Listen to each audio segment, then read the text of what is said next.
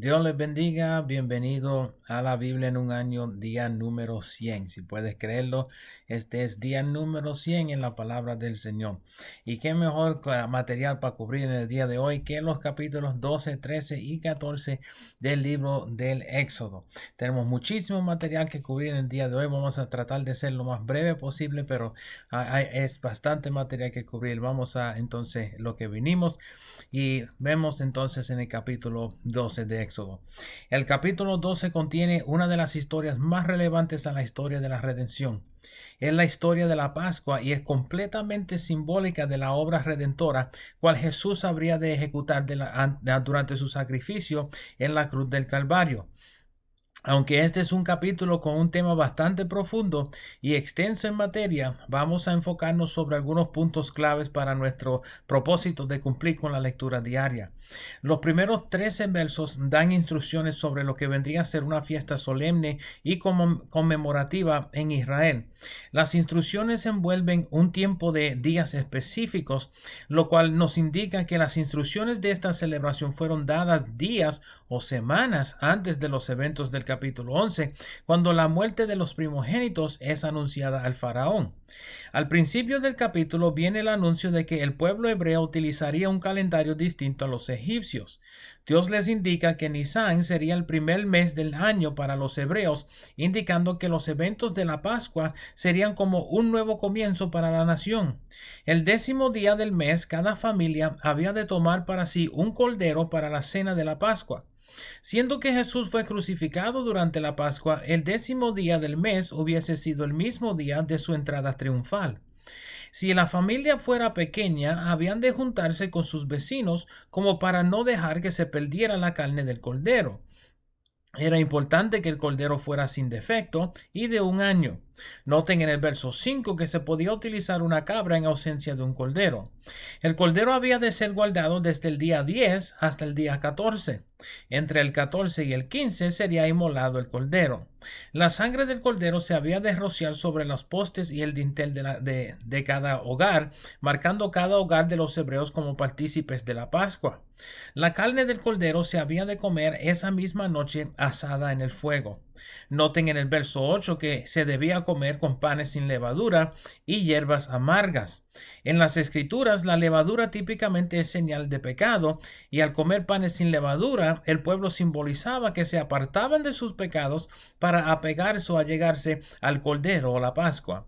También se había de comer con hierbas amargas. Esto puede ser por dos motivos.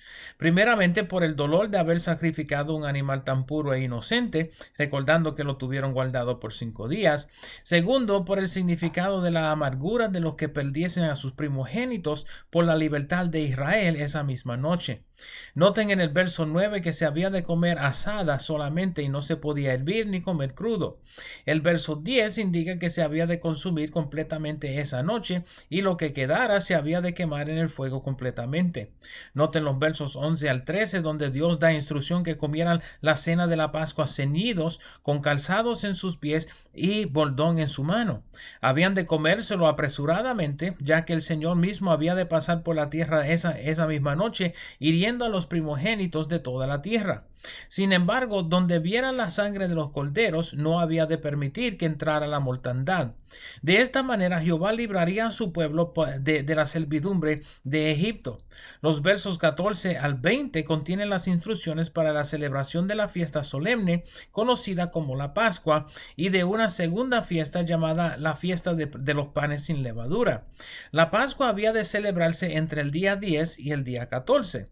La fiesta de los panes sin levadura se había de celebrar del 14 al 21.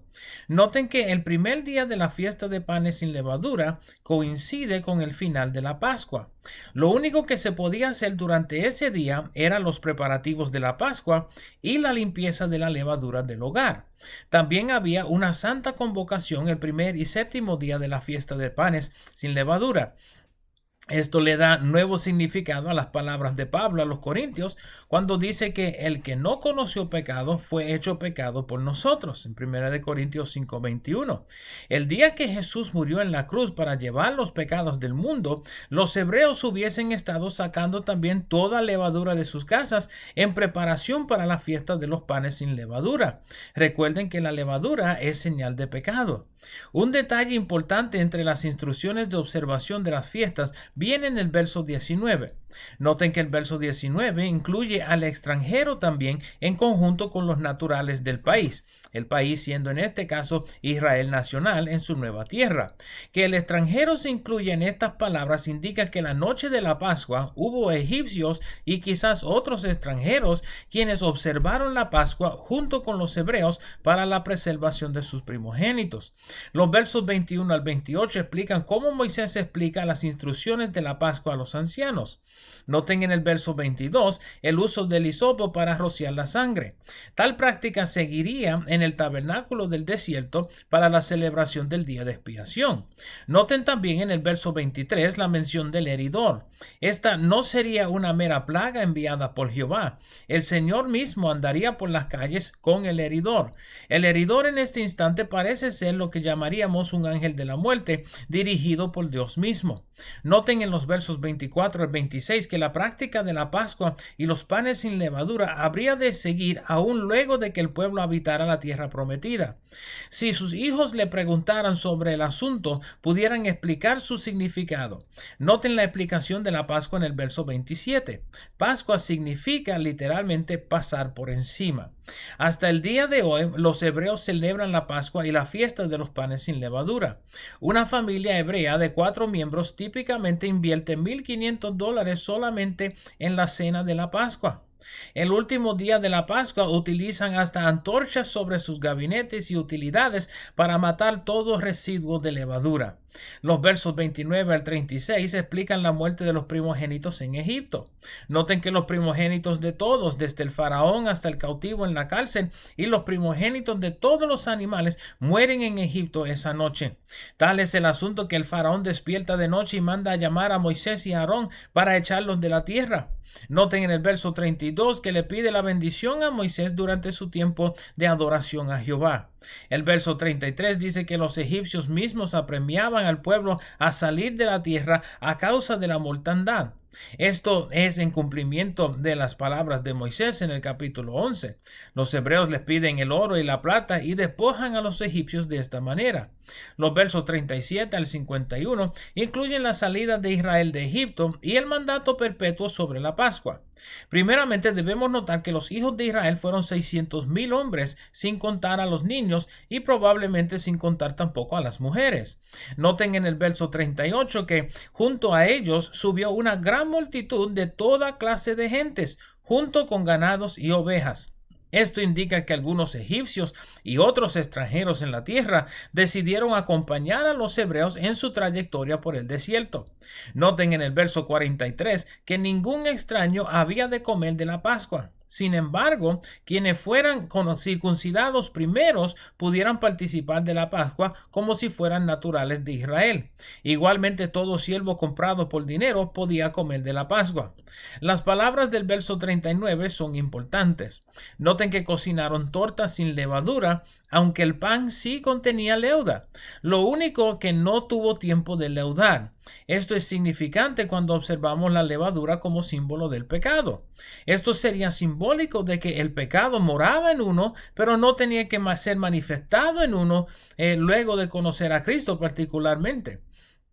O sea que la levadura estaba, o el pecado está, pero no estaba completamente manifestado o manifestado en el ser humano tampoco el pecado, aunque mora en uno, no tiene que manifestarse en uno. Israel estuvo en Egipto 430 años. El capítulo 13 comienza con la consagración de los primogénitos de Israel. Luego de haber matado a los primogénitos en Egipto, la justicia de Dios demandaba la consagración de los primogénitos de Israel para Jehová, aunque no en sacrificio sacrificio como en algunas religiones paganas. Noten el uso del término Abib para definir el mes de la salida de Egipto. Abib y Nisan son el mismo mes en diferentes calendarios antiguos. En cuanto a los primogénitos de las bestias, se habían de consagrar a Jehová. Esto se podía hacer en holocausto u ofrenda a Jehová. El primogénito de los asnos se había de redimir con un cordero. El asno era considerado un animal impuro y si el hebreo decidía utilizarlo para obra en su campo u hogar, había de redimirlo con un cordero. Noten que el principio del capítulo reitera la importancia de la Pascua y la fiesta de panes sin levadura en la tierra cual Dios le habría de entregar al pueblo. La celebración de la Pascua había de hacerse todos los años sin falta, en memoria de lo que Dios había hecho para librar a Israel de sus opresores. Que se atara como señal sobre sus manos y sus frontales es indicativo de las filacterias, unas cajitas pequeñas cuales usaban y todavía usan los judíos sobre sus frentes o su mano derecha. Estas cajitas contienen pasajes significantes de las Escrituras. Noten que el verso 17 debe ser incluido en las instrucciones de la observación de las fiestas, pero es utilizado como un punto de transición en la historia de la salida de Egipto. Noten que Dios no los llevó por la tierra de los filisteos para que no se amedrentaran viendo guerra en la tierra de los filisteos. Por ende son llevados camino del Mar Rojo, pero miren las palabras al final del verso 18, indicando que Israel sí salió armado de Egipto. Esto es interesante porque ninguno de los hebreos había guerreado ni peleado con armas en Egipto. Noten el verso 19, cual indica que Moisés también se llevó los huesos de José, cumpliendo su deseo de ser llevado con el pueblo cuando Dios les entregara la tierra prometida. Los versos 20 al 22 indican que Jehová estuvo con el pueblo de Israel en forma de columna de nube por el día y columna de fuego por la noche. Noten que Jehová iba adelante guiando el camino cual deberían seguir. El verso 22 asegura que la columna nunca se apartó de ellos. Esto sería durante su tiempo en el desierto. Deben notar, al igual que el pueblo de Israel había acampado en varios lugares de camino al Mar Rojo, indicando que su trayectoria por el camino tardara unos días. El capítulo 14 contiene el milagroso cruce del Mar Rojo por el pueblo de Israel. Noten en el verso 2 que Israel es instruido a dar la vuelta para acampar junto al Mar Rojo. Noten los versos 4 y 5, cuales indican que el faraón no siguió al pueblo de Israel hasta luego de su tiempo de viaje al desierto y los anticipados 3 días de servicio a Jehová. Esto pudiera haber sido hasta una semana o más luego de la partida de Israel de Egipto. Noten en el verso 5 que el faraón aún pensaba que el pueblo de Israel regresaría de su celebración en el desierto a la servidumbre en Egipto. Tal es el caso que Faraón unce su carro y prepara su ejército para seguir a Israel por el camino, con intenciones de atraparlo frente al Mar Rojo y sujetarlos de nuevo. El verso 9 indica precisamente que el Faraón los consigue frente al Mar Rojo. Noten la reacción de los hebreos en los versos 10 al 12 al ver que el faraón y sus ejércitos se acercaban al lugar donde estaban. De inmediato cuestionan el liderazgo de Moisés y se arrepienten de haber salido de Egipto, diciendo que le fuera mejor haberse quedado sirviendo al faraón en Egipto.